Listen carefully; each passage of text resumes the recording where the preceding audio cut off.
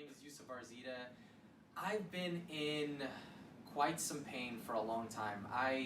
Just to tell you a little bit about my story, when I was 6, I was in a near-death car accident. My dad was going around a turn, didn't look left, and a car came 70 miles an hour, ran the red light right into us. I mean, the car looked like a shark bit it. I was 6, I popped my jaw out of place. Ever since then, I've just been a disaster. I've had pain in my neck since I was 6, my back, all sorts of things. Anyways, time moves forward. I start weightlifting when I'm 12. Obviously, I wasn't the smartest guy. I just started doing whatever I saw my friends doing. So I didn't perform the movements the right way, so I ended up hurting my back. So you have one near-death car accident plus the bad lifting form, and you have a recipe for disaster. So for the next 3 years after that, I was suffering. I mean, I couldn't sit, couldn't do anything. And to compound that, I got in another near-death car accident where we were driving to school and the driver wasn't very cautious and he slammed into a parked vehicle. And well, that was another incident where after that I had neck pain, even more back pain. So it sent me down a rabbit hole. For the next 2 years, I sat feeling sorry for myself. I couldn't seem to find any guidance towards fixing my back. I mean, I tried everything. I tried physical therapy, I tried chiropractors where they would just come and manipulate and crack my back. I tried taking, medication. I tried painkillers. And at this point, I was depressed. I couldn't work out. My girlfriend broke up with me. I got fat.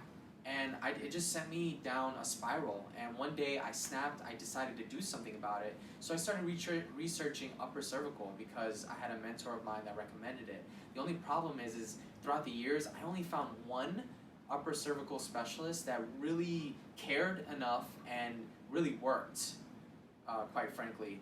So I started going to that therapist, but the problem is it was 2 hours away from where I lived in Orlando. So time goes on, I get treatment, I get better, and then I get into a motorcycle accident. I know you're thinking, wow, he's been in quite a few accidents. And I don't know why, but it happened. I was the driver this time. I broke this right ankle. So I was getting better, and then all of a sudden I break this right ankle. And at this point, I'm just thinking I'm hopeless. But I start looking for solutions because once again, I fixed my problem before. I wanted to fix it this time. So I got surgery. That helped. It healed. I did really well. But then I broke it again playing basketball. And at this point, I'm thinking, well, it'll just heal normally. It didn't heal normally. So now I have a back problem, a neck problem that is all of a sudden fixed. But I get into this motorcycle accident, now my back's hurting again, now my neck's hurting again, now my right ankle's fixing, or now it's hurting again. So I have so many issues. I started looking around for another therapist who can help, and I've been through at least 7, and none of them, physical therapists, doctors, and chiropractors that quite frankly were all quacks. They didn't take their job or their patients, to me, in my opinion, they didn't treat me as though they really wanted to help me. That was the first thing. The second thing is, it seemed almost as though I knew more than they did, and I had read more books than they did, and I had studied more than they did, because I was teaching them things. And what I noticed is, I thought to myself, I was just going to be the one that had to heal myself.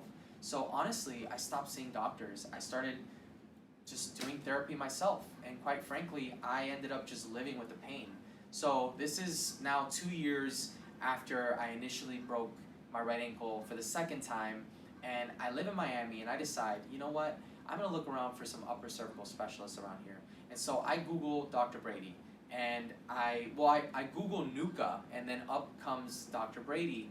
And I start studying, reading the website, studying where he's been. I call him, I set a meeting, and he's the first guy, I mean, not to toot anyone's horn or anything, but he's the first guy I've ever met that, number one, cares more than I do about my own ankle, and number 2, knows more than me, quite frankly. And when you speak to this guy, you know immediately that not only is he a specialist, but he has a genuine passion for this, for helping people with pain, like me. And look, I'm a personal trainer. I need treatment myself. He's the first guy I've ever recommended for anyone else to go to. I send my clients here. I recommend all my family to come here. My father-in-law has an appointment to come here soon. I recommend it to everybody because number 1, he cares, and number 2, he's knowledgeable. So, with that being said, I've come in, it's going to be my 3rd treatment. I've had 2 treatments.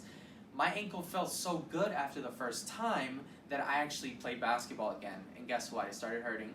So I came in for my second treatment, and I decided not to really play basketball, and now for the first time in my life, I can squat without pain.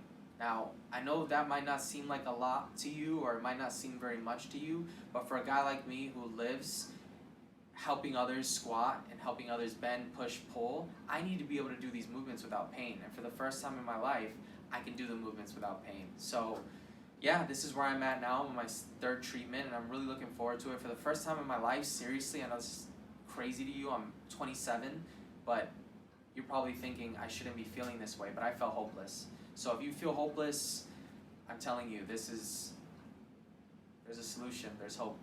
So, thank you. Okay, so this is the Storz Medical Shockwave machine here. It is officially called extracorporeal shockwave therapy. And the way that it works is that inside we have a piston that oscillates back and forth with air compression. And by moving this piston back and forth, it hits the tip, which creates an acoustic sound wave. Each tip has a different focus for different tissue type, different depth, and different spread of the sound waves, okay? So on this particular patient, we're going to use the ceramic tip. Okay, so I'm going to start here with the plantar fascia. So his injury, if you can zoom in here, is that we can see we have some surgical repair of the lateral malleolus, or the distal fibula on the outside of the ankle. So what I'm going to start with is the plantar fascia. Once a patient has been immobilized in the boot or any type of cast, we can develop adhesions in that particular fascia.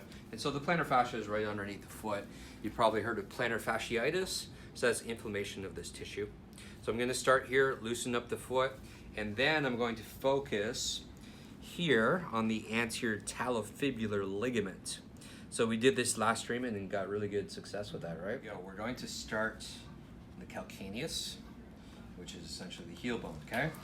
Sounds like that, it's pretty loud. All right, so I do need to make adequate pressure and contact for this to work effectively. And as I move the apparatus around, you will hear a different noise frequency.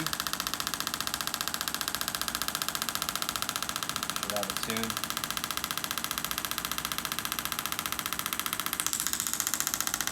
There. Okay, is that the spot? So typically when I hear that shift in sound, I know that we're on some type of scar tissue or adhesions or bone spur or something like that. And it can also guide me to where the anatomy is. So once we finish the calcaneus or the heel spur, we can actually go right into the plantar fascia. And this is pretty tender on most people. Some people want to jump towards the ceiling. So in that case, we back down the intensity to the patient comfort. And typically we want to get them around a 7 out of 10. That's when the real healing occurs. But again, everyone has different pain thresholds. So we continue this for 3,000 pulses in the treatment area. We do this 1 time per week for 3 weeks. And then we wait several weeks and reevaluate the area. Okay, so for the anterior talofibular ligament, we're going to change the applicator head to a plastic tip. And the reason being is because this area, there's really no overlying tissue, just a bit of skin. So a ceramic or hard tip is just way too much intensity. Okay, so come on in here. I'm gonna drop it down to a 2.5 in bars. Find that spot. Okay, how's that? I'm gonna move it around a little bit until you, okay?